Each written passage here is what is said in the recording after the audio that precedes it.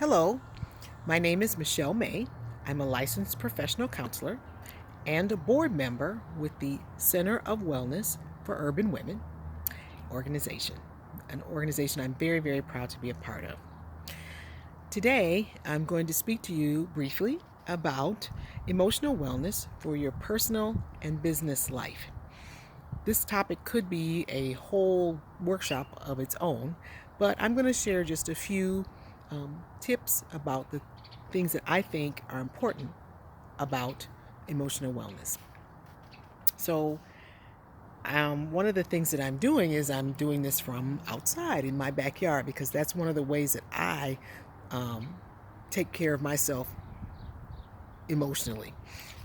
I take care of myself by making sure that I get out into the sunshine, getting my vitamin D as much as possible. It's a beautiful warm day.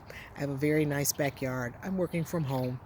Why not? So I thought I would go ahead and share this wonderful day with you all also.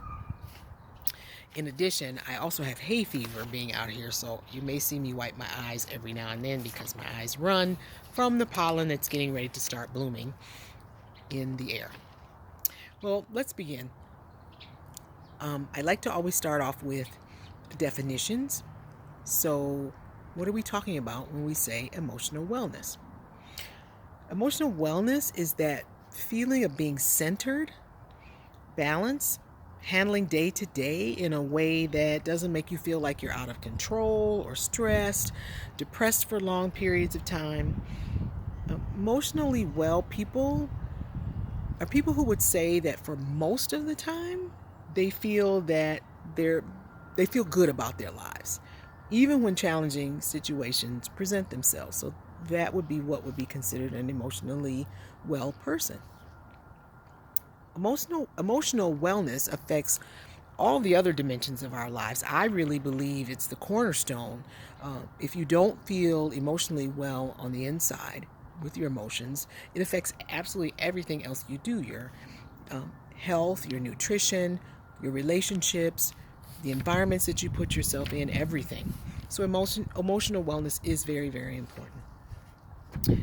What can you do to make sure that you're staying on track with and being comfortable with your emotions? So I'm just going to touch on a couple of things that I think can help with that.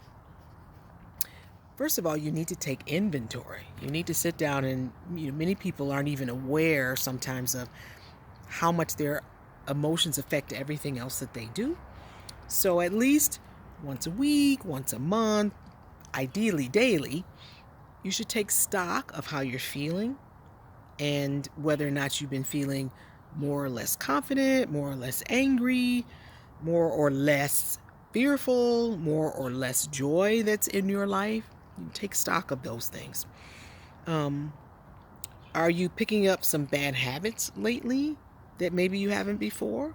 Or on the other hand, are there some things that you can celebrate and be proud of? So one of the tasks that you can do is to do a journal. You've probably heard that a lot.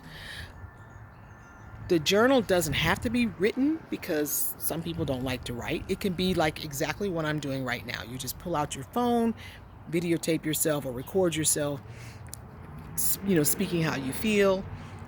It's confidential. No one has to see it. You can do that unless you want to share it. And take a few minutes to talk or to write about how you're feeling for that day. Like what task were you doing when you were feeling that? Who were you with? Are you, just in terms of being as specific as possible about the situation that led to the emotions that you had. And be sure, we tend to focus on the negative. Make sure you're talking about the positive things that you're feeling also. How you felt more joy in your life, more happiness, more comfort. That's important too.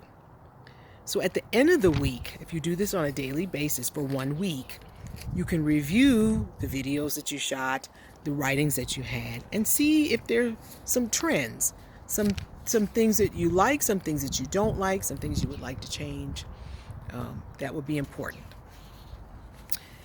Another thing you can do is to schedule an emotional checkup at least once a month. So you pick one aspect of your emotions that you'd like to celebrate or change for the better, and really think about what steps can you take to either change if you don't like what you're doing, or to continue to grow in the positive thing that you do like that you're doing, whether that be on your job, whether that be in your personal relationships, whatever. The other thing you should do is definitely take a moment to look around at your social and professional circle of people. If you want to talk about ways to get your emotional wellness robbed, taken away from you, diminished, being in the circle of people who can't celebrate you or don't support you will definitely do that. And you'd be surprised. I mean, I hear all the time from my students. I'm a college counselor as well as I have a private practice.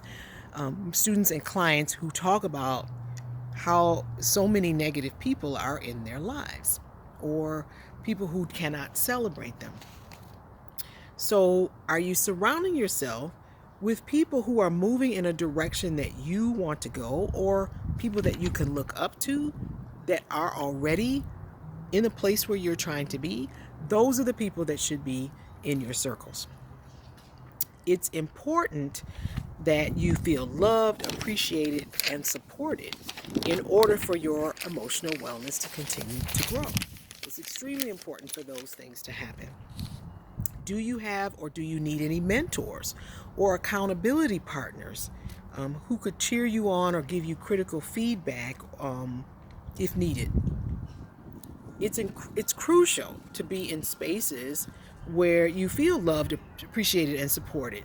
It's very crucial to your emotional wellness.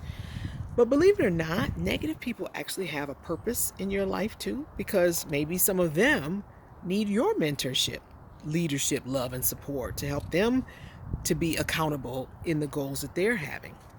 So you have to be careful and start to get a little choosy, and protect your boundaries and principles so that you're not being taken advantage of. I would also say it's important, another task is to continue to be grateful and thankful. Being in a space of gratefulness and thankfulness diminishes the amount of energy that you're putting in on negative aspects of emotional wellness. So you should be able to write or record or just look in the mirror and state one or two or three or more things that you are grateful for. That's a way to keep that positive energy flowing. It's very, very important to do that. That's really an important thing to do on a daily basis, is to get up and just name, even if you're going through extremely challenging things. There's that meme that they put on Facebook, usually around Thanksgiving time, and I posted too.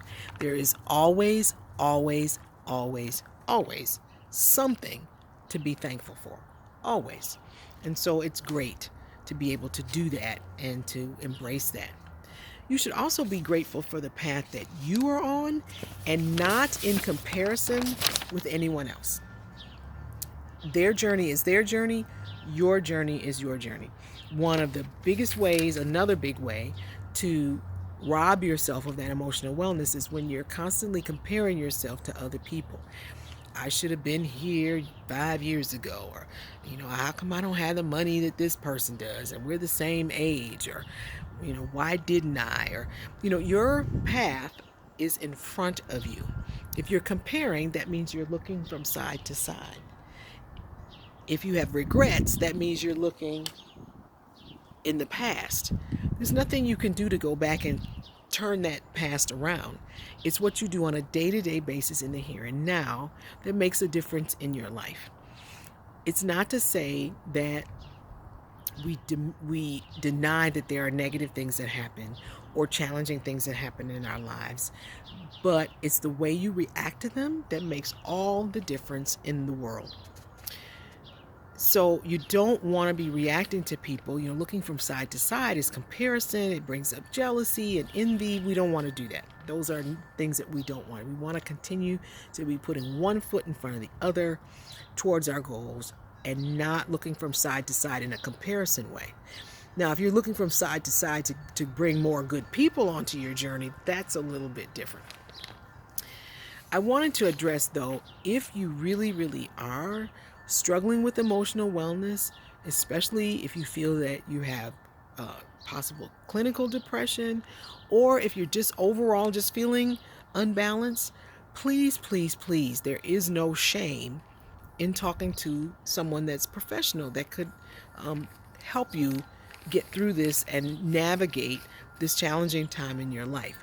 So whether that be a psychologist, a counselor, a coach, a life coach, someone that maybe would benefit from working on a more in-depth level to reach your goals and to move towards the emotional wellness that you so deserve. Finally, I want to say, make sure that allow yourself to experience all of your feelings without judgment. I hear from people who say, women too, I don't want to cry. It makes me look weak. One of the strongest things that you can do is to be aware and to allow yourself to feel every emotion that we've been given to feel. I often say if you're not crying, I'm a little concerned, especially some of the things that my clients and my students bring to me. You should be crying. But how we focus on and change the narrative of our situation makes a very, very big difference in terms of our emotional wellness and how we move forward in life. So, as a wrap up, I just wanted to say emotional wellness is just as important as any other type of wellness that you would typically associate with the word wellness, like physical wellness. But emotional wellness is extremely important and something that we need to take stock of, take inventory of, journal about, talk to others about, especially if we feel like that we're not at a point where we feel balanced.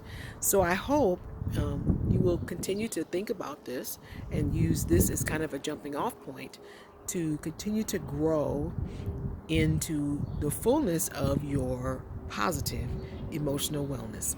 Have a wonderful day. Thank you very much for listening. Bye-bye.